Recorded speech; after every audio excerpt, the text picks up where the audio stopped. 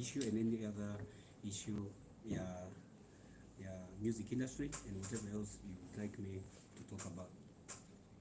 Okay, first and foremost, I'm sure you saw the whole agenda that Eric Omondi was pushing.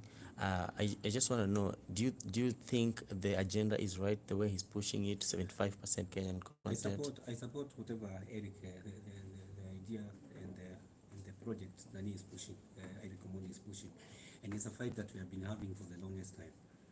But I think the route Eric is taking is not the right route to take. And I remember we talked with him, I think 1 week ago, and we had agreed to have a meeting. We organized to have a stakeholders meeting so that we can come up with a proposal of what artists want and what we can do for, and what I can do as a member of parliament to push for the Airplay and other problems they are facing. And let me say that the issue of content, the content being played on our radio stations, the law is there, and the law is very clear concerning the amount of airplay that is supposed to be played by our broadcasters. And the communication authority, it's an authority that is mandated by parliament to control the amount of, to make sure that the amount of airplay that have been agreed upon by the stakeholders is aired on our radio, by our broadcasters. And I remember, as a member of parliament, when I was elected, I organized a meeting with artists, among them Akina Nyashinsky, Nameless, and we had a meeting with the communication authority. And the information we got, because I wanted to push a bill in parliament, because I've been in the music industry for more than 15 years, and I know all the problems that the artists go through, the issue of airplay, concerts, the amount of money they get paid. And when we went for that meeting, we were told that the stakeholders, the CA organizes a meeting of stakeholders that happens after every 2 years. And the problem is, as you saw yesterday, what happened to Eric Omondi. He had organized a demonstration and he had invited artists to come join him for the demonstration. And from what I saw yesterday, none of the Kenyan artists I know that came out for that demonstration. That's the problem we have been having, whereby you start a cause to fight for our musicians, but when you invite them, I remember that the last time I invited them for a meeting, niliwaambia tupatane Westlands saa 3, and some of them walikuwa nafika saa 9. I had to wait for them for more than 7 hours. Mwa nakwambia nilala studio usiku, nilifanya hivi, and we went for that meeting. We were told that as leaders, as some of the leading artists we have in the country, we organize, we go for that meeting, because in that meeting the stakeholders need musicians, broadcasters na producers. They're supposed to come for that meeting, wakae chini, wa agree on the amount of content yenye inafaa kuchezwa kwa radio. So even bringing the bill to parliament, that's the wrong route. That's when nimesema Eric anatumia, kwa sababu what we're supposed to do is go for that stakeholders meeting to agree na wasanii, are they able to produce content ya kama yenye Eric anasema ya 75%, because the last meeting we had, CA walituambia artists wa Kenya, most of you can't get to the 60% they keep asking for, kwa sababu unapata ile shida tuko nayo as an artist, and I know I've been in the industry for 15 years, tumekosa opinion leaders kwa music industry. I remember during our time there were people like DJ Pinye, we had people like Clemo, we had people like Musyoka, and every time I would produce a song, I would go to them and waulize, how is this song, which direction should I take? Lakini siku hizi unapata wasanii, mtu anaamka anaimba juu ya bibi yake walikosana jana, and expect that song to be played by Kiss on Kiss radio the next day. Unapata mwingine ameamka anaimba sijui nini na anataka hiyo song ichezwe. So we need to mentor hao wasanii wanakuja sahi, kwa sababu most artists don't take music as a serious business, kwa sababu ni competition. If Diamond have taken level ya music to level 10, there is no way a broadcaster will play a song that equal level 4. So that's another thing that I think is causing a lot of pain kwa wasanii, kwa sababu unapata hawana mtu anawapatia direction. If I released Kigeugeu 10 years ago and it was a monster hit, there is no way you're going to release a song that is worse than Kigeugeu and you expect the media stations to play. So I think ile problem tuko now, and I think we'll organize a stakeholders meeting. We have talked with Akina Frasha, we have talked with Akina Nameless, we have talked with Akina Nyashinsky. We need to hold a stakeholders meeting where we will agree, are we able to produce content inafika 75%? Kwa sababu for now me as a member of parliament, artists bring music to me every day, na ninasikia hii song hata mimi mwenyewe siwezi push, and when you talk to them, you try advise them, wanakuambia hii song ni noma sana, hata ni noma kuliko ile yako. Unanipata?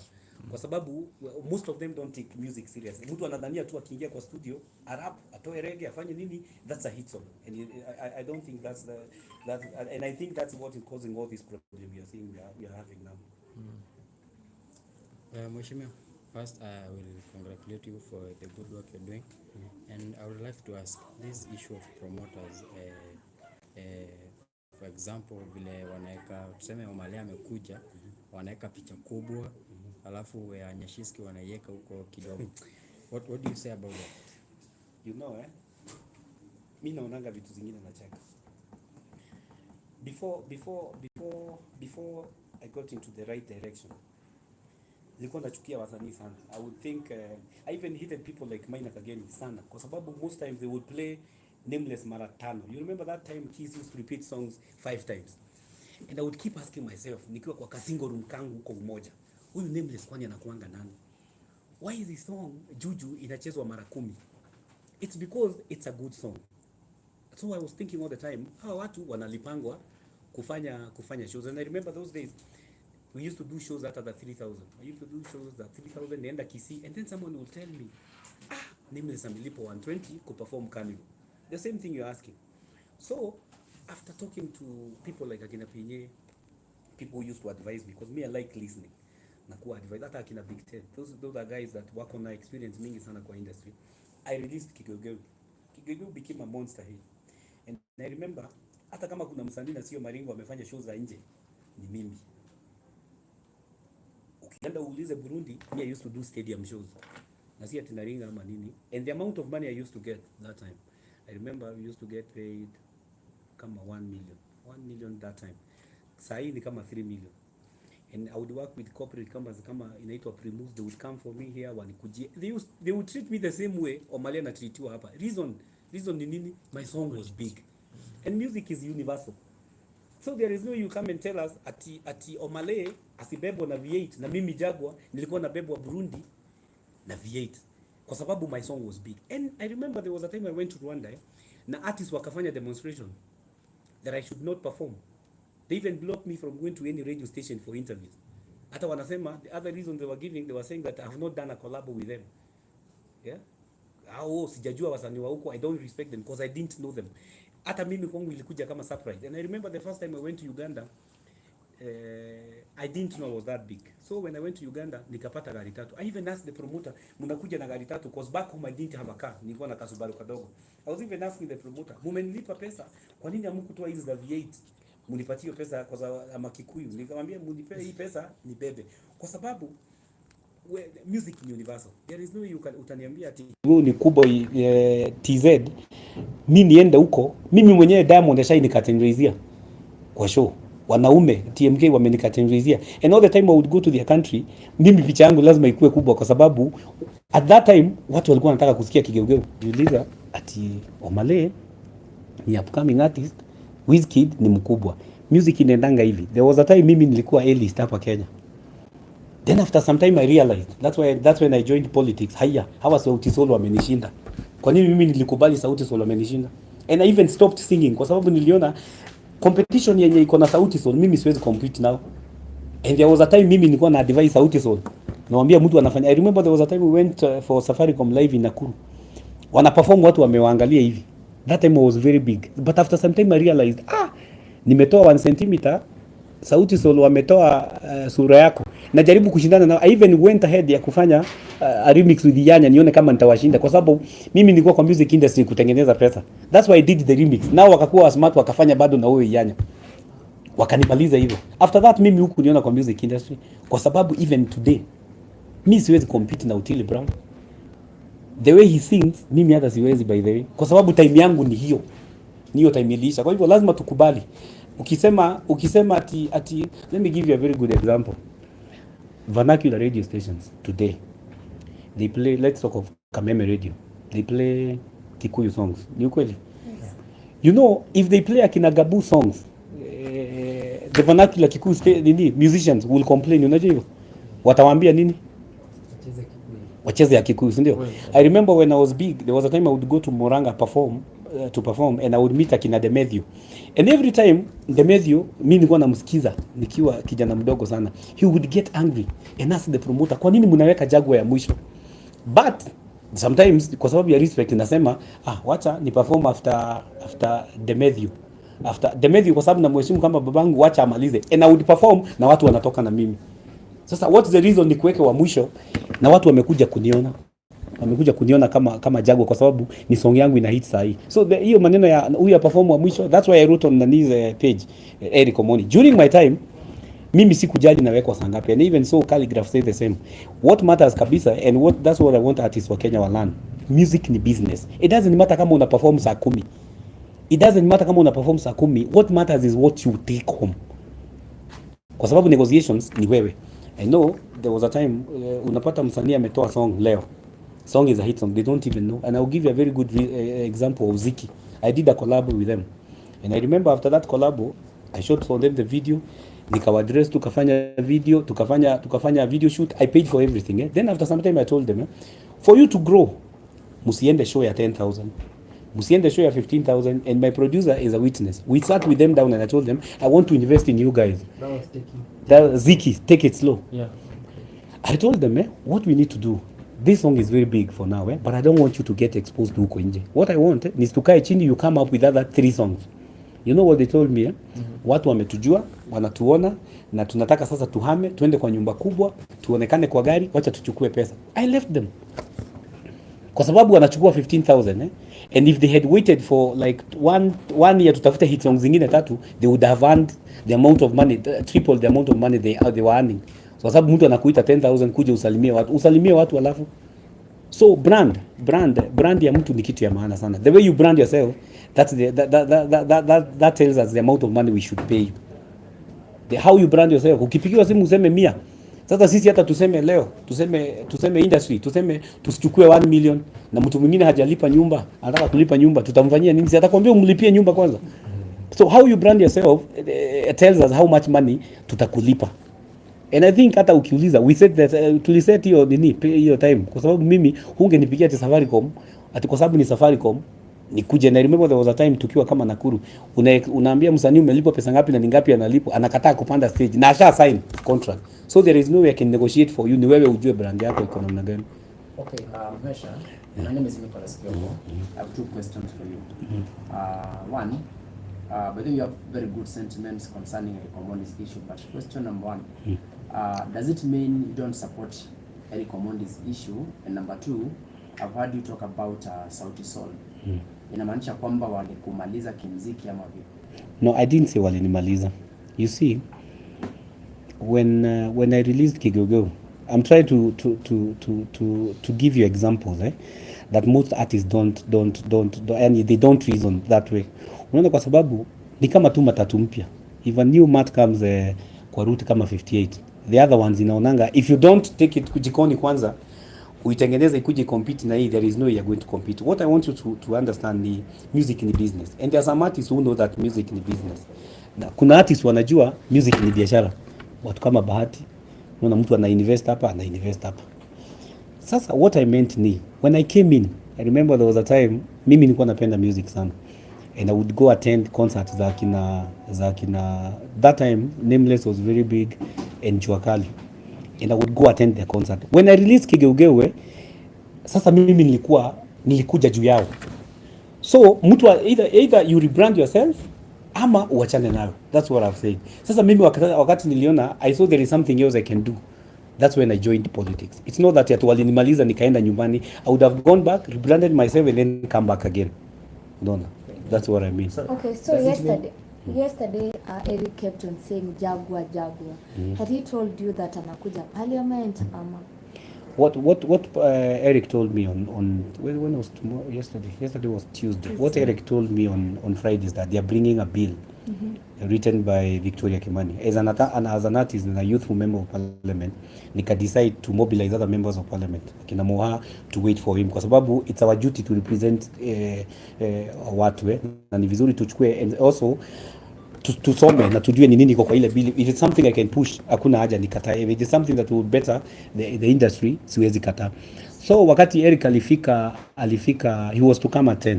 So I called him at around 10:30. Nikamuuliza, wewe bado unakama ama tuende shughuli zingine? He told me we are on our way. Sasa wakati alifika aliniambia kuna askari wanamzuia kuingia. That's when alianza kusema Jaguar. Na nataka niseme mimi nilichukua simu ya Eric. Niliona watu wakiandika kuchukua simu ya Eric, and even called the OCPD wa Central when he was arrested, na nikamwambia Eric ni nani, and he apologized kwa sababu alisema he didn't know ni wanafanya demonstration ya music, then they were thinking anakuja kuharibu event ya Governor Kananu who was being sworn in yesterday. Yeah, he actually apologized for that. Thank you. Yeah. Then put it straight, mimi nili negotiate na nia toke. Sio wasiseme. Yeah, you picked the call. Actually, you are the one having the phone. Thank you. Na nikawaambia they go straight to Nani's office, to the OCPD's office. Sasa hiyo maneno Jaguar kuchukua kufanya nini? Mimi nachukuanga. And then something I want to put hapa ikuwe straight. You see, I've seen guys online. Wanasema Jaguar sijui aliacha sijui alifanya wasanii nini. Mimi I was not elected by artist. Watu wanasaulingi hivyo.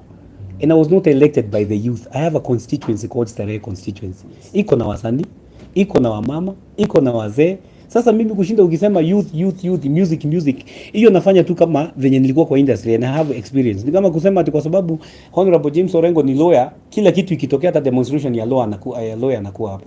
Kwa sababu mimi niko na constituency, niko na kama watu more than 400,000. Na when I got elected, I went to them na nikawauliza shida zao.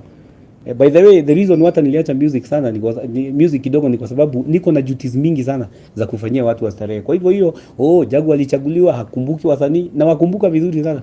Na mimi na advising vibaya sana kwa sababu lazima wachukulie music industry kama business. My name is Don from Don Online TV. And I wanted to ask, we are fighting Eric Omondi is trying to bring on a bill that he says that it's going to be a long-term solution for artists. And you as an artist, first of all, what do you think will be the long-lasting decision or segment for artists? You see, there is something I want you to understand. I don't know why people keep thinking that the music industry has problems. And I think that's why some of the artists are ranking with Eric Omondi. Because the way he's putting it, it's like no artist is able to survive on the amount of money they earn from the music industry. I want to ask you a simple question. When I was an artist, for me, I used to earn 500,000 per show. Kama mimi niko na mind ya kuinvest, how many people washaishika 500,000? So if you get the 500 shillings, uone ununue Range Rover, uhamie Kilimani, ukuange unakunya kila siku, sisi hatuwezi kuja kukusaidia. So there is no way utakuwa mnalia kila siku parliament. Sasa tukianza mashida, hakuna biashara haina shida, hata hii yenu. Tukisema wale wako na shida wainue mkono, mtainua nyinyi wote, ama ni uongo? Sasa let me advise artists, niwaambie saa hii, hakuna industry iko na pesa kuliko hii ya music industry. Hakuna. Once they take it as a business, waichukulie kama business, watatengeneza pesa. Because if you make 500, uinvest kwa biashara nyingine. Even me as a member of parliament, let's say I earn 1 million shillings. If I don't invest and I don't get re-elected, wewe utakuwa unanipata wapi? Utakuwa unanipata nazunguka hapo. So it's for them. When you are an early artist, we invest your money. Maneno ya kusema bill iletwe, bill ifanye, and I've told you the law is there.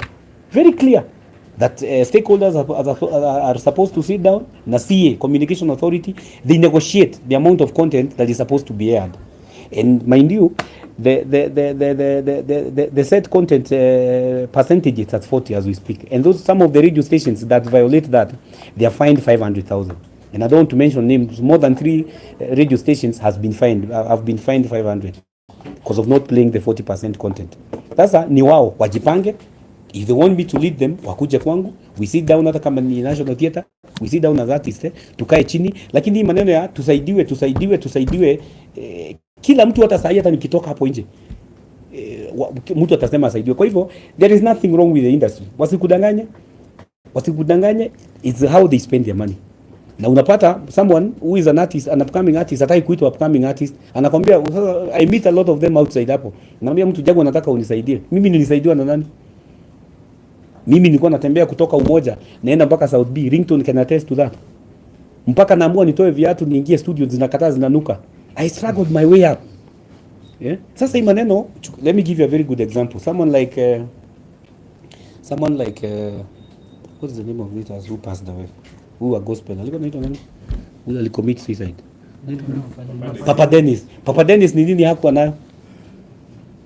There was a time I went to South Africa for a video shoot. Na nikawapata huko and I told them, nyinyi tuko huku. We are using the same car kushoot video. Tushikane, tushare cost. Wakaniambia hao wako na pesa. That's what they told me. Waliniambia sisi tuko na pesa, tushalipa. And I told them, kama ni kamera tunatumia, tushare. Wewe uchukue because the equipment were costing more than 400,000. So there is no need of me paying the same amount and you are shooting our video same day and you are from the same country. But he had a lot of money from the sponsors who are sponsoring it. Akaniambia hatuna nini, sisi tuko na pesa, tushalipa. Sasa wewe ukitaka kuniambia mtu anasupportiwa, nani ashaisapotiwa kama huo kijana? Hakuna. But now investment na kuchukulia music kama business. Kwa hivyo mimi naweza sema industry iko na shida na hakuna biashara iko haina shida. Mimi ni member of parliament wa town hapa. Ukienda Nyamakema wako na shida. Tukienda Mudhurwa market wako na shida. Tukienda nini wako na shida. Sasa unataka nichukue mtu ana 500 anatumia yote ama nishughulike na hawa mama walinichagua wako na shida hapa. Okay. Sasa ni waamke. They start taking music seriously. Mtu ajue because you find like I was giving you a very good example. Sometimes they come even to parliament in a CD.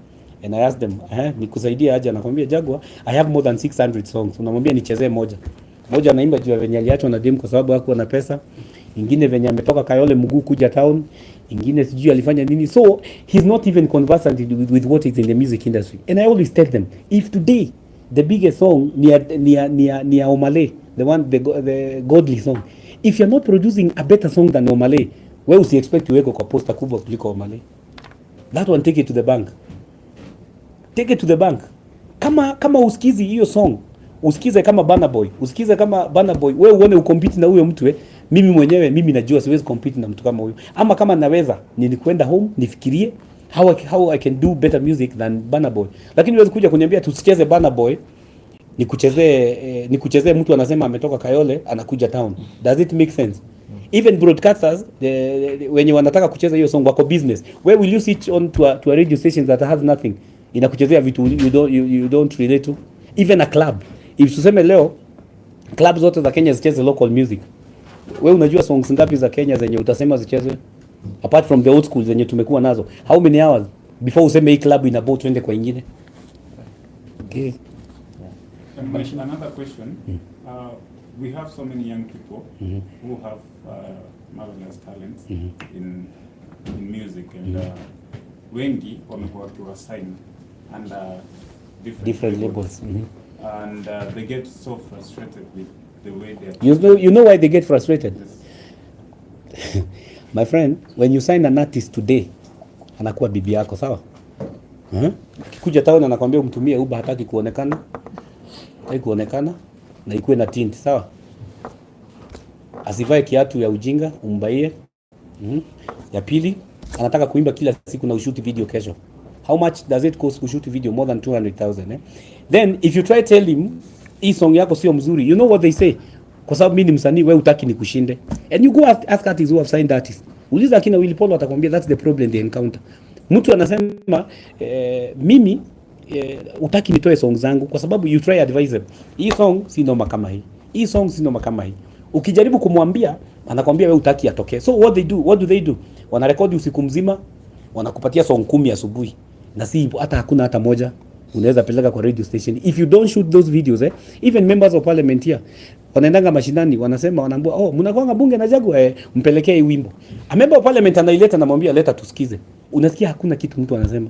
Hata member of parliament mwenyewe ukimwambia izonga iwezi ananikasirikia. So in case uone ngoma kama hiyo na uone inaweza, what need you tell? My friend, a good song, I even tell artists even today, if you produce a good song, uiweke kwa CD, uendeshe gari yako leo, uende na huko Buru uitupe hiyo CD nje hivi, that song will come back. A good song. that song will come back. I remember kuna hii song ya uliza viatu, aska kina wale had the band. Mimi nilikuwa nawatafuta mpaka na simu. After I listened to that song, ile uliza kiatu, they didn't have a video. The song became big without even a video, them shooting that video. When I found them, na uliza hata leo waliniambia tushashutua video ya hiyo song. A good song, you don't need to hide. And the reason, one thing that made me sure, when after I talked to one of my advisors, hiyo time nikianza, ni song kama Mafikizolo, when they did the song Kona, wewe ulikuwa na understand wanasema nini? But the song became an instant hit kwa sababu ya melody, venye wana flow. Hata hizi za Mafikizolo, hizi zinaitwa nini, hizi za South Africa ama piano, hatusikii zinafanya nini. Watu wanasema au tutolee hizo ama piano, but even me nikiingia kwa club ikicheza hiyo ama piano nasikia niko relax, ni kama tuna relate na hiyo music. Sasa mtu kukuambia ati usaini msanii, lazima iwe ni mtu wa kujitolea one thing, alafu ikuwe ni mtu anaelewa biashara. Mtu atenda asikize ajue Otile ametoa hii song, Nyasha ametoa hii. Sasa lazima ujue hiyo ni competition yako. Willy Paul ni competition yako. Si ati wewe unajikomboa. Wasanii wengi wanaonanga ni kama wana compete hao wenyewe. Nikitoa song hata niongee juu ya simu yangu ni hit song. Sasa it doesn't work like that. Sasa when you hear them saying wako na 100% content ya kupeana nini, waambie wakuletee. Wewe waambie wakuletee hiyo, wanasema Airplay. You see, there's a very big artist I know, a pioneer of music industry. He used to be very big. And I was even offering money mimi nikianza mtu anipeleke ani introduce kwake. So when I came in, kama nimetoa kipepeo, nimetoa kioo, nimetoa kigeugeu, aliendaga kwa media station. Alikuwa anafanyanga dancehall. Sitaki kumtaja jina. Aliendaga kwa radio station. Akataka kuwapiga. Akauliza kwa nini amchezi song zangu. Akijaribu kuexplainiwa song yako imepitwa na time ya hii ya Jaguar, watu wataki hiyo jump hivyo, unasema Jamaica sijui nini. Watu wame overgrow, anakasirika. Anataka kupiga mpaka broadcaster. Even today akona grudge na yeye. Anasemanga mahali atampata atampiga ngumi, ni alimuua. That's what they say. Lakini music inaenda na time. Mimi nilikuwa nikatoka. Zangu watu walisikiza wakaanza kusema zinafanana, na ni ukweli. Ukisikiza wasanii wanatoanga song unasikia huyu ni nani? Huyu ni nani? Kwa sababu hawa change. But looking also at the entertainment industry, I'll give an example with Nigeria. In Nigeria, we have... My friend, Nigeria, they have more problems than we have here. No, Me, I've been to Nigeria come a million times. So when they were giving examples at the end of Nigeria, they have more problems than us. No, it's an example I want you to relate with, because ni issue ya the generational music. Kitambo we had Akina Don Jazzy, after Akina Don Jazzy we had now Akina Banabol, and right now we have Akina Jaguar, Akina Omale. But now looking here at Kenya, Kitambo we had Nini, then there came Sauti Sol. And then it seems like after Sauti Sol kuja Akina Bahati kidogo na Willy Paul, then we haven't been seen as many artists wakikuja the way there was a speed in ilikuwa inakuja, every year we can get like 5 good talents. We can't see that nowadays. You see, there was a time, and I will talk of one guy that I knew used to shape this industry. Yeah. There was a time we had the beat ile ya Pinye. Yeah. One thing I know about Pinye, he knows good music, and he made a lot of enemies. And I remember, even me myself, before I knew, and I came to realize what the industry needs. Nilikaa chini na huyo mzee. And a few people like Lucas Ogopa, Akina Banda, I give you examples of pioneers when walikuwa natusaidia. You see what used to happen? What used to happen that time? Pinye had that show, the beat that was starting from 5 to 6. If you took a song to Pinye Nation TV, alikuwa anaambia mtu acha hiyo song hapo kwa reception, and he would sit down with a team and they would discuss Jaguar song. Watasema hii kigeugeu tuicheze ama tusiicheze. If from his team 10 people passed the song, he would put it as a beat of the week for the whole week, ama he would play it for like 2 weeks. Then if you brought a song, he would call you and tell you, by the way Jaguar, hiyo song mimi sijaipenda. So when artists started fighting Pinye, wakasema anakuwa na favor, sijui anafanya nini. Me, I told artists and I told them, if you remove this guy from the beat, music will be very expensive. Why?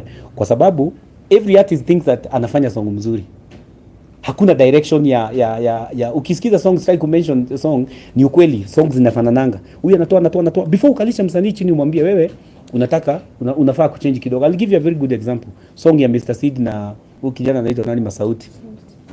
if you listen to Mr. Seed, amechukua style ya Masauti kwa hiyo song. Masauti ameimba, Mr. Seed amechukua, si ati amekopi, alichukua flow ya nani? Ya Masauti. Hiyo inakuambia nini? Masauti ako na style ya saa hii.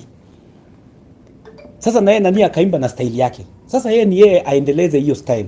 So when we don't have pioneers, utapatanga kama sasa siku zetu when you used to release music. Sisi tulikuwa tunafanya music kama biashara I would send someone to Calif Records ajue Jua Kali anafanya nini. I would send someone kwa Nyashinski tujue Nyash wanafanya nini usiku. I would send someone ajue Nameless na Wahoo wana plan nini na Red Sun. Kwa sababu ilikuwa industry and we were united. So we would meet. Unasikia mtu anakuambia ile song Pilipili anaenda kutoa saa hii, nyinyi wote mtatoroka. Na ningeambia mtu niibie hiyo song uniletee, ninasikiza. Kwa sababu najua music, naambia Lucas, wachana na song yangu kwanza. What happens today? Kwa sababu hakuna mtu anapeana hii, wanatoanga song 20 asubuhi moja. Kutila ametoa, huyu ametoa. Sometimes hata nikienda home trending, hata unashindwa uone gani. Nowadays, if your song is not trending, before nijue nitakaa miaka mingi sana. Ama nione kwa Instagram ya msanii. Kwa hivyo mimi nataka niseme hapa lazima tukue na mentors kwa hao wasanii wenye wanatoa songs. Lazima tukue na mentors na watu wanajua music industry vizuri na watu wanajua a good song na song yenye haiwezi make kwa industry. Kwa sababu unapata from the content they produce 100%, tukisema in a fraction of 100 ni kama 20% inaweza make it to radio stations na ikuwe hit song. You ulienda mbio. I want to take you back to the management and staff. Do you think sometimes management wanakuanga na shida about handling artists? You see the reason why that let me tell you one thing, as I told you. I think I rukadia nini ya swali kwanza. What I was trying to tell you is that managing an artist who doesn't know that he is in the music industry to make money is very hard. Kwa sababu I started music in 2000. I started doing music in 2007. That's like 15 to 17 years. So if someone took me and started managing me in 2006 and I got a hit song in 2010, those are how many years? Like 4 years. Mtu ananilipia chakula, ananipea mahali ya kulala, na hata singepata hiyo 2010 kwa sababu ningekuwa najisikia sana niko na management. How much money would I have spent ya huyo mtu? So what happens ni msanii anachukuliwa, anasainiwa, he has talent. There is no way nitakuandikia muziki nikurekodie na nisome market venye inafanya. So what happens, you find even some management hawajui song nzuri, song ya msanii mzuri, unaona? Huyu msanii badala ajifanyie vitu zingine kama branding yake, anataka tu bado management umfanyie. So inakuwa very expensive. Sasa unapata hata ile pesa sometimes msanii ana bring back kwa management, haiwezi rudisha ile pesa wewe umetumia. Mheshimiwa, yesterday we saw Eric alisema Tuesday atarudi. Pia atakuletea utaichukua. You see what I've told you, Eric is taking the wrong route. Kwa sababu the law is there and the law is very clear. There's an authority called CA, Communication Authority. It has the mandate ya kukaa chini after every 2 years. Let me repeat, after every 2 years there is a stakeholders meeting that is held. The stakeholders meeting include musicians, producers and the broadcasters themselves. What they do, they sit down, wana agree, this is the amount of content Kenyans wameproduce. This is the amount. Now broadcasters wanasema kwa show yetu tunataka kama ile time wave ya Gengeton. Wanasema sisi tunataka kucheza Gengeton ndio ina hit saa hii. Mtu mwingine alete marege na nini hajasoma market venye inataka. Unanipata? Kama sasa nilikuwa naona kama WTZ wengine wamefanya amapiano. Diamond has a very good song ya amapiano. Anaangalia music venye inaenda. Unapata huku mtu bado ana produce zile music ya time yetu. So when they sit down they agree. Now from today as we speak now iko at 40. They agree, like now the next meeting will be in early 2022. So what will happen? The artists hawakujangi for that meeting. So what I'll do as a leader, I'll mobilize wakue hiyo siku. So now from that meeting wasikizane waseme the content sahi ni 40. And as artists sisi tunaweza raise ifike wapi? 100. Wenye nimekuambia ni ngumu sana. Upate hiyo content ikiwa 75 venye Eric anasema lazima work hard na wasome market inataka nini, kwa sababu even broadcasters wako kwa biashara. So what will happen after that meeting, we'll say tuko na hii content, so we want it raised from 40 to 60 wakiwa hapo, but there is no way utaraisiwa 40% and you're not attending that meeting. Unanipata? How do you manage? For a while now, I've been hearing that Kenya doesn't have its original sound. The reason why Tanzania is doing well is because Bongo is the original sound. Same thing as Nigeria. So why is it that Kenyan producers are failing Kenyan musicians to come up with their sounds so that we can also sell our music internationally? You see, as I told you earlier, we can't blame the producers. You see, maybe if you go back to my music history, mimi hata sikuwa naimba, mimi nimerap, nimefanya zingine furaha, kama song inaitwa furaha hata sijui nilikuwa nasema nini. Hata enda usikize, even today I can't tell you what I was saying in that song. Jump up, unaweka tu. Luckily song ikahit your time na ikafanya vizuri. It was not a monster hit, lakini ilinisaidia, nilikuwa nalipa nyumba kidogo. What I've been telling you from the time we started this press conference, music ni business. And let me ask you a very simple question. If you go to Tanzania today, because watu wanashinda wakisema, Watanzania wanatreatiwa vizuri. They have more problems than us. And they have more artists than sisi. What do? Ukiona, and I've given you this example a million times. If Diamond, now let me give you a very good example. A song like Number One ya Rayvanny. Is it a good song? Yes. It's a monster. Wewe kuna mtu alikuforce kupenda hiyo song? What did Otile do after that? He used the same beat. Wakiwa na Jovio. Is it a hit song? Yes. That's what I've been telling you. Unasoma market venye iko. Where did Rayvanny get that song from? Mnaitanga hiyo wimbo Despacito, inaitanga nini? Sasa alisikiza Despacito, inaitanga Despacito. Akakopi kutoka wapi? Hapo. Despacito. Kwa sababu Despacito is a very big song. Inaitwa Despacito something Kwa sababu yeye ni businessman. Anajiuliza hii song imehit kwa nini? Why this song hata mimi nikienda Dubai ikiwekwa, because there was a time I was in Dubai, hiyo song ikiwekwa hata Muhindi, hata Mkikuyu, hata mimi mwenyewe na dance, and I didn't know that song. Sasa Rayvanny is a businessman. Aliona hii akachukua, na yeye Otile akachukua na akafanya the same beat. So when the DJ plays Number One, song next atacheza gani? Tena atacheza gani? Despacito. So if the DJ is doing a tempo of 11, wewe uimbe blues, itachezwa wapi? And then something I want to tell you guys, you see, someone like Eric Wainaina, and I respect him, alimba ile song ya inchi ya kitu kidogo. It's a good song ama it's not a good song? Sasa, how do you come as an artist 2022, you do a bad song than that hiyo ya Eric Wainaina? Wewe unataka tusahau ya Eric Wainaina na wewe bado unatupatia kitu hata hatujui unasema nini? Kwa sababu ukiulizwa unasemanga I have a Kenyan song, okay, anawekelea. Kama haijapita Eric Wainaina, utaambia wa Kenya nini? Tuachane na ile Eric tusikize hii. Unanipata venye nasema? Kwa hivyo what we need to do ni artist wajue music ni biashara. Even if you keep complaining, wa Nigeria wanafanya. I remember on Wednesday, Saturday, and I'm sorry to say this, I attended the concert, and then where we were seated, guys were arguing. Wanasema, hey, wacha uone Nyasha akiingia hapa, wacha uone. Kwanza yeye ndiye anamaliza show. Nikawauliza, anashindana na nani? Wakaniambia, Wakenya wamekuja kuona Nyasha. Na mimi mwenyewe nikangoja nione Nyasha. But let me ask you, the reason why Kenyans walikuwa na compete at the Cool na Nyash is because Nyasha akona monster hits. Kama ile wanakagia, it's a monster hit. Kama tuendelee, it's a no time hit. Ukiangalia songs zake akona kama songs 5. At the Cool akona ngapi?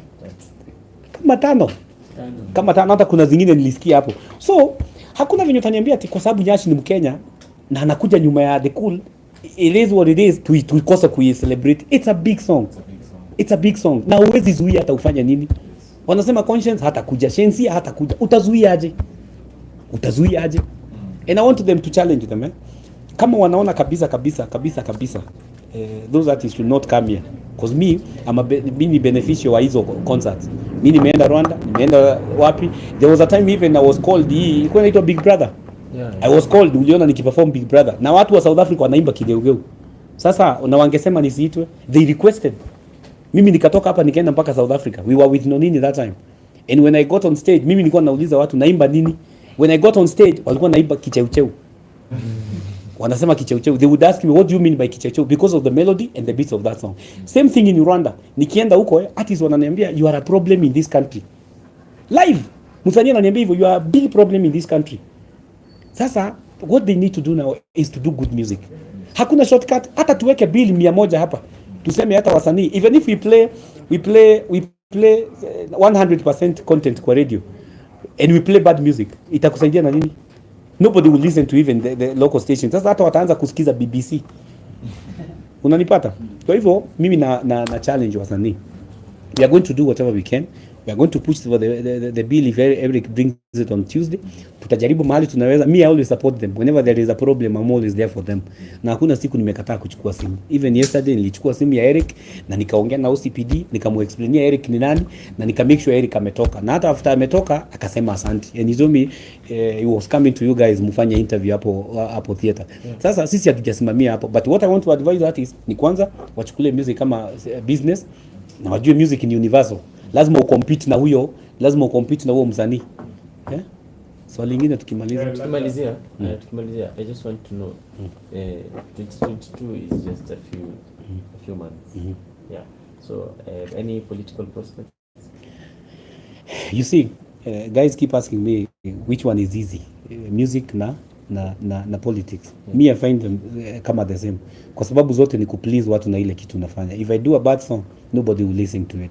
So my re-election come 2022, I'm still vying for the Starehe seat. I'm still going for the Starehe seat, and the reason why I'll get elected is because of the things I'm doing for my people, those who elected me. There were problems that they gave me zenye nitaenda kufanya. There were suluhisho zenye nimepata, masuluhisho kuna zile sijapata. So for them, it's for them now. Siwezi jipiga kifua niseme utanipata hapa 2022. Ile kitu naweza sema as Jaguar nimejaribu kufanya kazi venye inafaa. So at least najua from venye nimekuwa nikifanya hata next year tutapatana na nyinyi hapa. Na nikikosa nitarudi kwa muziki kwa sababu sauti bado iko. Labda swali la mwisho from my side. How do you rate the Kenyan marketing for the music industry? Like the marketing from both management. You see, there's something you're still asking me the same question. You see, me nime travel. Music industry, most artists, ata actors. You find when someone is doing very well, if you call a meeting today, my friend, you won't get the A-list artist. Let me assure you that. Call them one day, waambie tupatane pale Home National Theatre. Utapata wasanii wale walikuwa naimba 50 years ago. Ule mtu alikula mali yake ama aliinvest, alifanya nini, anakuja kukuambia venye hakupewa pesa ya skiza. That's what happens. When you need the A-list artists ili wa mobilize wengine wadogo wakam wa film industry moja, you won't find them because they're making money. That's why I'm saying if you're making money, invest. Sasa ukishinda ukiniuliza maneno ya industry ya Kenya, the problems zenye tuko nazo, even if you go to Uganda today, they have the same problem. You go to the US today. I remember there was a time I was in the US and I met an artist, nikamuuliza, as back home tunawado sana kwa sababu music yenu ni international. You know what he told me? Aliniambia wazungu wa UK wana invade nini yao. Wame invade industry yao. And it's true. Akina Sam Smith kuna time wali take over.